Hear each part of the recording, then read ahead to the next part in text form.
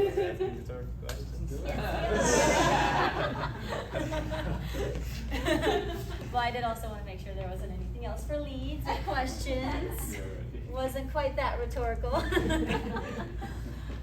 Okay, so for follows, we are going to practice our turns. Our regular bonus, so classic bonus, starts with our left foot free. And the first part of this is a turn down the line, where we end up facing the same direction. So we're going to start with the left forward, the right forward, turn all the way around, landing on the left foot forward. Good.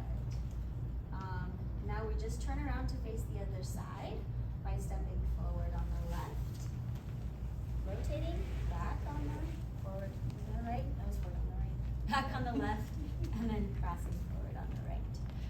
So let's see all of this in action. If we were to do it continuously, it would be 1, 2, and 3, 4, and. Now for foundations, it's useful to start with the half turns. So what that would end up looking like is 1, 2, and 3, 4, and. So we're just doing half turns the entire time. They're all side steps after the first one. So if you want to try practicing that one, it's going to be forward on the left, step side on the right, turn to the other side on the left, turn to the other side on the right, then we rotate, step back on the left, and cross on the right. Nice. So this is just to separate each individual turn into half turns. Let's try that again with our timing. 7, 8, 1, 2, and 3, back step. So 4, 7, 3 half turns followed by Back step. Are those half turns the easiest way to teach the follows you'll found versus? When they for kids? don't have any turn experience, Okay, fair. it's easier to go half, half, half, back step. Okay, fair. If once you get them used to that, I like to say, okay, now we can use our chest torsion and we can focus on our chest going to the direction we're going until we meet back with our leader. But sometimes that doesn't necessarily happen in the first class. So you have to be prepared for them to be able to do, da, da, do, da, da. It's also useful to do this because it's easier to slow down. When you're in the midst of the turn, 1, 2, and 3, this is really hard to slow down while you're turning. And that's why you end up doing the machinia, because you still have that over rotation. So let's try with the half turns again. Now with our slows. 7, 8, slow, slow, quick, slow, slow, quick. Nice. It's helpful to have someone in class that has already done this before, because then you can be on 2 sides. So I could be over here, and when we get to the other side, we'll follow someone else. Is it better facing the mirror versus being parallel with the mirror? You could do either. I like facing the mirror sometimes because then it's easier to focus where you're going. So you can essentially spot to where you're going. And also, when you're going the other direction, you're doing the same left turn. So it's okay for them to try doing it without seeing it at least, a few times. I actually think it's harder sometimes when you're having to look here and then you're like, where do I look? Because they're behind you. So you can get disoriented going in line, but you can try both. I was thinking about that, so you could just continue the bonus both ways. You could, yeah. If Or, somebody was over there to watch. yeah. And then when we're doing this, right, we're doing left turn, Virginia, and then left turn again. So the left turns are essentially the same. You do teach Virginia to the beginners? I teach it as a styling option, or I like to teach it as a styling option. We've talked about it in level 2, that if you want to be able to do head movement on top, then being able to choose the back step as opposed to using the machinia as a default is helpful. but you can also notice if it feels better, if it, like they would naturally go into the over rotation, and then the vagina becomes part of, oh, I gotta come back to my partner. Okay, so let's try the full thing now. We're going to do a left turn to the mirror, back step, and then a left turn to the other side to face our leader on in the other direction. Okay?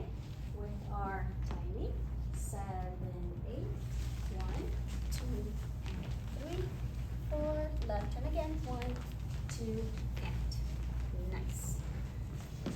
Facing the back wall this time, yeah. This is when it's helpful to have someone on the other side. You can repeat the bonus over and over again, but remember that they're not going to be doing multiple bonuses in a row, so it might get confusing, and they might try to do more than you're actually needing them to do. When we talk about the technique for the turns, we want to make sure that they are keeping their posture, they are keeping soft knees, they are traveling each step in the line that they're moving. And with the turns, they've got their heels up. So having this feeling of the heel up throughout the turn. The other thing that we want to focus on is the slow. Slow, slow, quick. Slow, slow, quick. Catching yourself on that, essentially the 3. So if we're using it with numbers, making sure we slow down on the 3. 7, 8, 1, 2, 3, 4, and nice.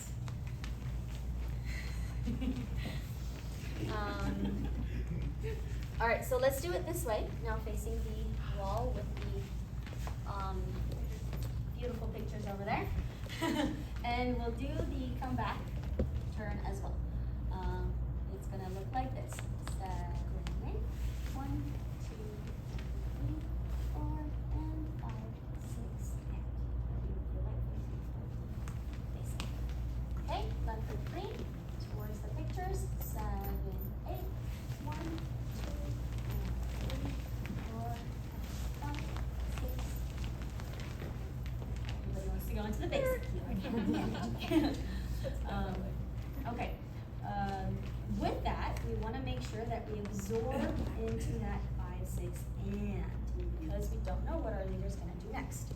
So let's try that again, but really absorb in that cross position at the end so that you're ready with the right foot free, but you haven't already gone forward. Okay? 7, 8, 1, 2, 3, 4, 5, 6, and nice. So that cross position is super important to have the turnout, have that energy into the thighs, pulling your heels forward and your spine nice and tall so you're ready to project your right foot, but you're not falling into the right foot. So let's try that again from the beginning. Left foot 3. Now this time, see if you can use your chest to help guide your turn. So we're gonna keep our chest to the left the entire time until we meet our leader, and then keep our chest to the left until the end, and then cross and find our good grounded base. Okay, 7, 8, 1, 2, and 3, 4, 5, 6, and make sure you step forward on your left foot. You are crossed and the left foot forward, right foot 3. Nice. Question? What's the most common mistake or problems? I think the most common is one, either together or they're trying to do this, but they don't finish, so they get their feet messed That up. one at the very end. Within the turn, it's like either here, and then they're like, oh shit, where am I supposed to be? Or, like they'll try one, and then they'll be facing the wrong way and be off time and not stepping. Basically speed. The other thing is, Not the back. No, go ahead, no, I'm like, Or not that. do you think they mess up their back step? I assume maybe, I don't Well, know, I struggle with my- it a little If bit. you could get lost earlier, like you said, if you bring your feet together, then you don't know where your weight is supposed to be. Correct. And then you don't know which foot you're stepping back on, Correct. even if you know you're supposed to step back. Yeah. And also the space limitation, so not necessarily on their own, not necessarily on their own, but if there's a limitation in space, they may not be able to step back from their leader. So if the leader isn't giving them the full torsion in the chest with the bulbing feeling, then they won't have the space to step back. So that might affect their step back a lot more than them doing it on their own. I'm still struggling to find in my minds. Yeah, that's always gonna be a struggle because you keep adding stuff to it, like, and then you have to find your lines again. What I found useful, I struggled with being up and having my legs fully like hyperextended. So if I'm trying to do this turn up here, like, I think it's harder. It can be easy for some if they're used to doing it already. But I would lose my balance and I would not be able to control myself. So you can do it up here, and the heels should definitely be raised, but I've been able to control it more if I lift the heels in the turn, right? Well, we were practicing the other day with the driving leg and the compass. If I lift the heels without lifting my entire body fully up and hyperextending my legs. So if there's still a softness in the knees, then I feel like I can control it a little bit better.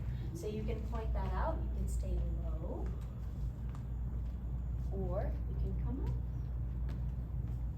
But then you're leaving the floor for a little bit longer.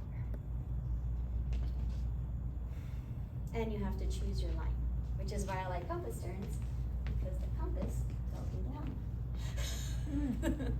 Still not telling me anything. It's still not telling you anything. Yeah, but of course this is like beyond foundations. With the foundations, you just wanna make sure they're traveling each step down the line, they're doing the back step, and then they're doing the left turn. There's more with the connection when we get together, but this is pretty much it for the feet. And I do try to mention the torsion of chest because it helps me, but you may not get to that point depending on the group. Then maybe with music, try to